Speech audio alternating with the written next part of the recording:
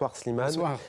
Est-ce qu'il peut y avoir un blocage diplomatique, au fond, entre ce 5 novembre et début janvier, date de la prise de fonction et de l'investiture du prochain ou de la prochaine présidente américaine? Je dirais plutôt que c'est une période de latence où le président sortant, comme le président ou la présidente qui devrait lui succéder le 20 janvier, ne peut plus exercer sa fonction de président. Elle est suspendue, c'est-à-dire qu'il ne peut pas signer de décret, ne peut pas paraffer des traités internationaux, ne peut pas recevoir les lettres de créance d'ambassadeur. Bref, toute la fonction classique d'un président, elle est suspendue d'ici là. Donc, qui gouverne dans ce cas-là? C'est l'administration qui va expédier les affaires courantes en fonction des lois existantes.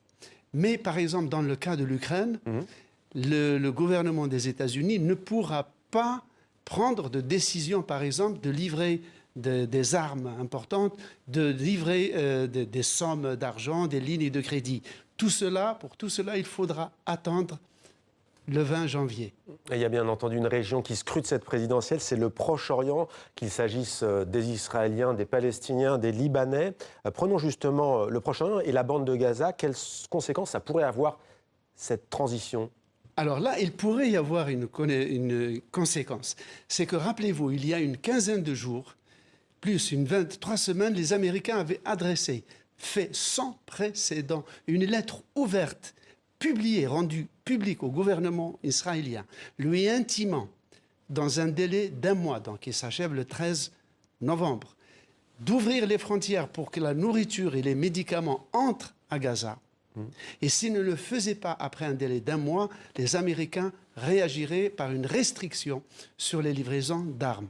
Et là, c'est là où l'administration pourrait mettre en avant des lois, comme par exemple la loi Leahy, qui porte le nom du sénateur qui l'a fait élire en 1997, qui stipule que si les forces armées d'un pays donné ne respectent pas les droits de l'homme, on doit suspendre les livraisons d'armes. Cette loi a été appliquée à la Turquie, à l'Australie même, éternelle alliée, à la Colombie, au Mexique, mais pas à Israël. La dernière fois où des ONG américaines et des organisations des droits de l'homme l'avaient présenté au Congrès, Anthony Blinken avait posé son veto. Mais cette fois-ci, il est possible que le 13 novembre, l'administration puisse mettre en avant cette loi pour suspendre ou restreindre en tout cas les livraisons d'armes. Merci Slimane pour cet éclairage.